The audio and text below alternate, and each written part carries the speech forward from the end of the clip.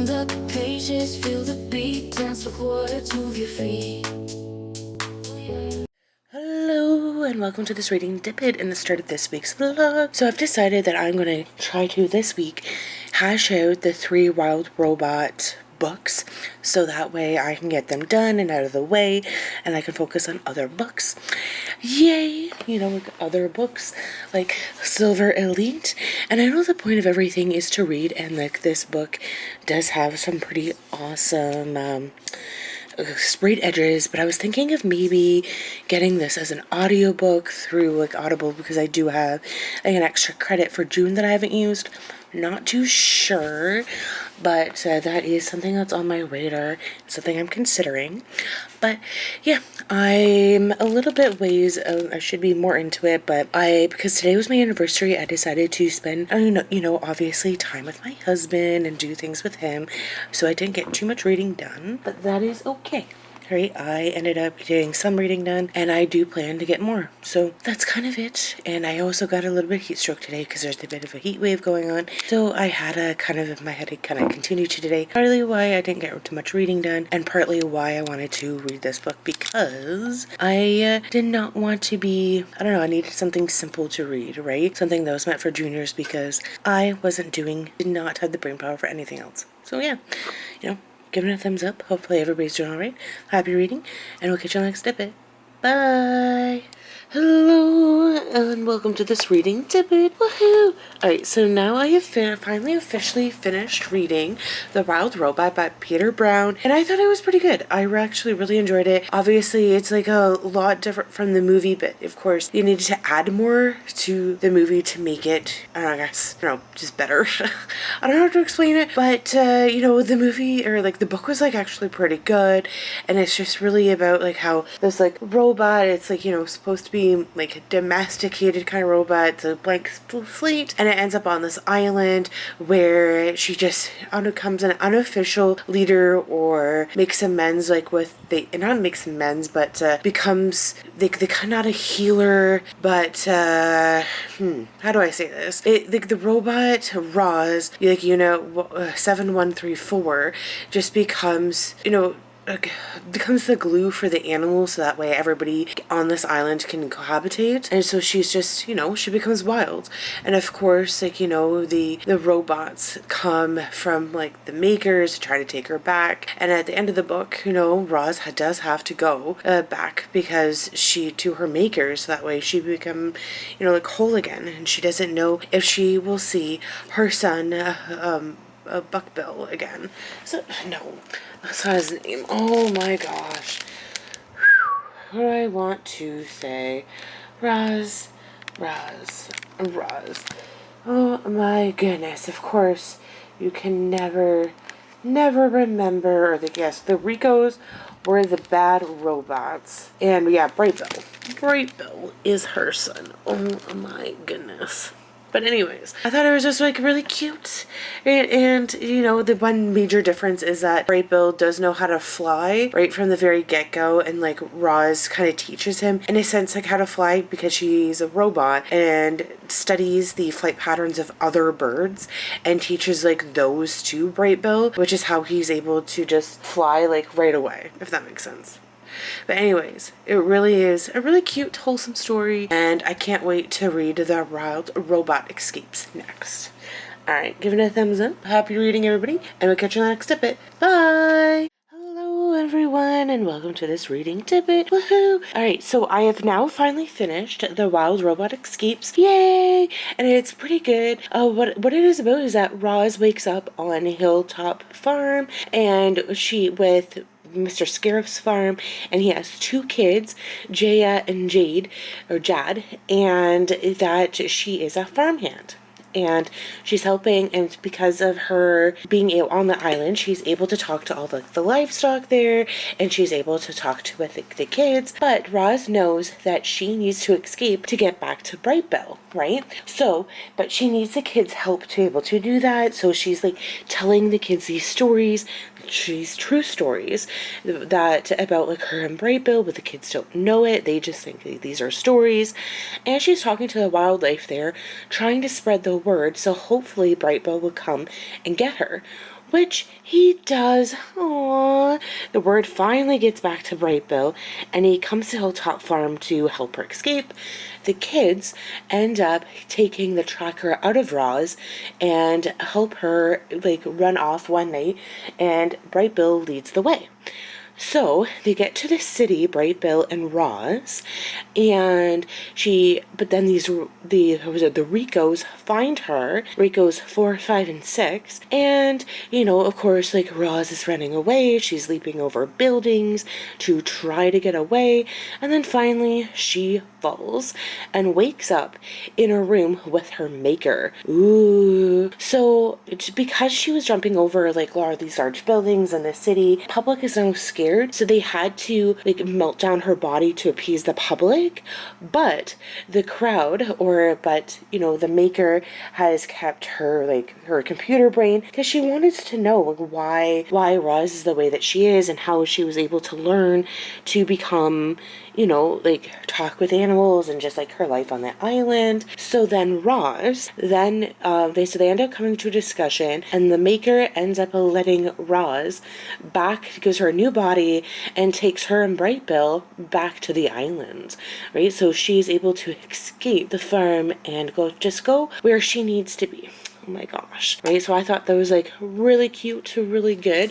So now I'm going to be reading The Wild Robot Protects, and I think it's really great, and I'm looking forward to it. But the thing is that, so I thought that there was going to be like a fourth book, but as it turns out, is that the fourth book is The Wild Robot on the Island, which is a picture book, because obviously these three books are like, are kind of like meant for like kind of like kids who are like 8 to 12 years old. Well, apparently The Robot on the Island is a picture book that is essentially The Wild Robot. I am still looking for a copy of it so I can get it a little bit sooner, because I mean, like, I have it on hold, but I'm like the 15th hold on the book, so I'll be lucky if I can get it this year, like, by Christmas, and by that time I feel like I'm not really going to be as into the series as I am now, so I am looking to find another copy of it, and it's on Audible, so I might just use my June credit to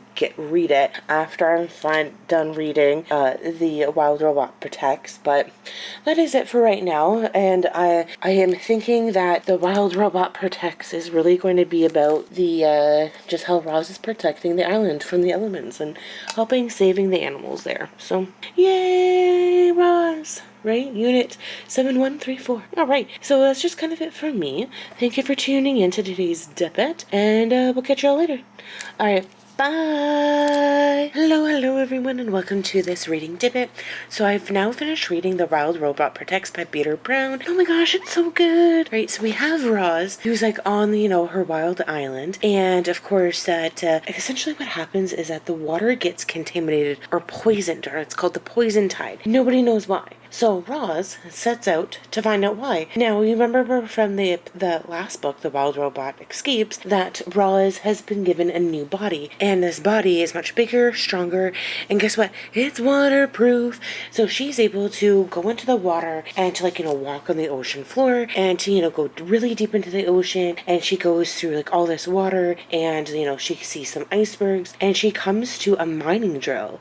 And it's kind of funny because she makes friends with... or not makes friends, she ends up talking to the 6 humans that are on this mining ship called the Juggernaut, and they are there to mine materials to make robots, ironically. But Roz is saying that that she can talk with the animals, and that they're killing all this wildlife in order to do it. Well, I guess before she even gets to the island or to the Juggernaut, that Roz is out to find this whale, and the whale's name is Guri, and this big whale, this ancient whale who's been around for over 500 years, has the answer to what needs to happen and what is going on.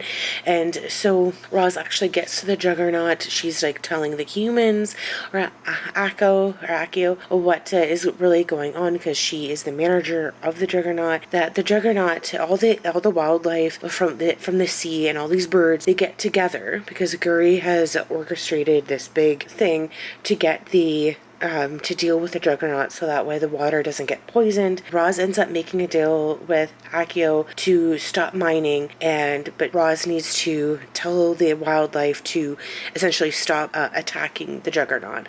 But damage is already done, but the wildlife does help the 6 humans get back to mainland, and the deal that was made between the humans and Roz was that they would stop what they were doing and they would send robots to clean up the poisoned ocean. So that is what happens, right? So after Roz gets back to her wild island, all these robots come and they help clean up the island, or well, not clean up the island, clean up the water, and all these robots, they're big massive robots, end up cleaning up the ocean in a day. Right? Oh my gosh, because that is technology. But the best part is that Bright Bill, being the wild goose that he is, he ends up marrying another goose named Glitter, and together they have 6 goslings. Right? So Roz is able to get to this island and see her goslings before they have to migrate for the winter. Yay! Right? So then after that, and so it's just the book ends with Roz thinking that she knows she's going to be on this island forever, but she's ready for the next big adventure. All right. And then I did end up reading or listening to Wild Robot on the Island, which is just what I was anticipating, a very simplified version of the Wild Robot, right? And it's a picture book, so, but I mean, the audio production of this book was like really well done, so I don't want to like get down on it, but yeah, so I have read this, so overall, I would say this trilogy is a 5 out of 5 stars. Happy I read it, easy reads, love the illustrations, so yeah.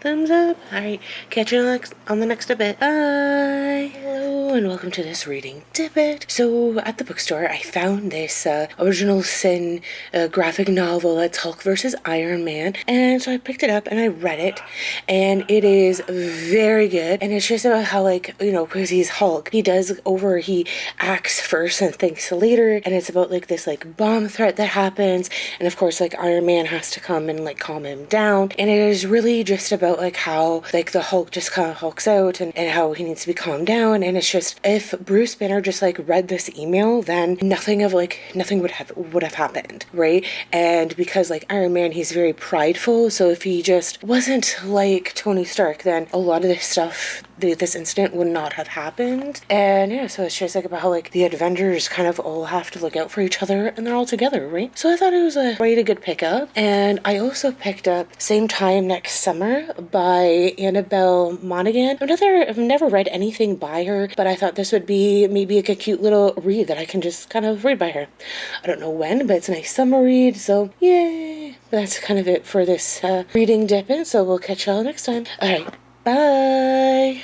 Hello and welcome to this reading Dippet. Alright, the end of this week's vlog. So as to end my series kind of things that are going on, I decided to finish the Chitty Chitty Bang Bang series. And so the first Chitty Chitty Bang Bang is the Chitty Chitty Bang Bang in the Race Against Time, where we have the Tooting family and they find themselves going through the Cretaceous period with dinosaurs, and then they go to the medieval El Dorado, and then they end in Paris in 1966, racing Chitty in the Prix d'Esmeralda. Right? And it is just quite the adventures they have traveling through time, and they have all these adventures they want to do, but the book ends with the supervillain getting Chitty Chitty Bang Bang. So we have to read the next book to figure out what really happens with the book, or with the car. And the next book in the Chitty Chitty Bang Bang series is Chitty Chitty Bang Bang Over the Moon.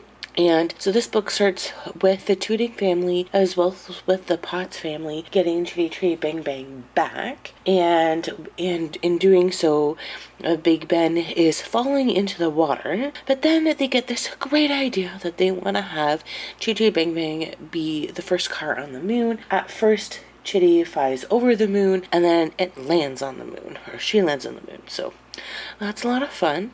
But, of course, by the end of the book, Chitty wants to go on her own adventures, and she's moving on from the Tooting family and from the Potts family and go on her own adventures. So it's kind of like a great book, and definitely over the moon for that book and over the series. But now that I've done that, I think I need to get back on track with getting away from my junior fiction and getting back to quality versus quantity, because I don't know, I really, really do feel that the last couple weeks that I've just gotten really, really, I don't know, junior fiction's fun, but it's not what I want. You know, it's just like I got all these books, Thursday books that I haven't read yet, all these classics that I haven't read yet, all the Wheel of Time books I haven't read yet, all these Book of the Month books, and it's just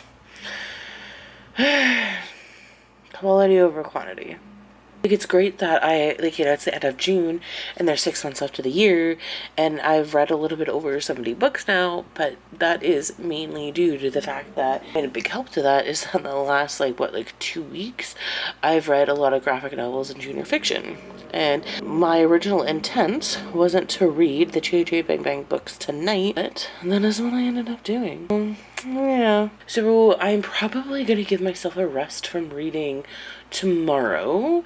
If I do end up reading, I'm not sure what I'm gonna read next, because I know there's a series, because I finished reading Just for the Summer by Abby Jimenez, and I know that's part of the Part of Your World series. They're all standalone, so it could go together, but I might continue reading that. I might start, continue on reading, oh my gosh, Silver Elite, but I don't know, lots of options, lots of choices. I mean, part of me wants to start reading Say You'll Remember Me by Abby Jimenez, just because the book is not the same size as the others, but, I don't want to put any pressure on myself.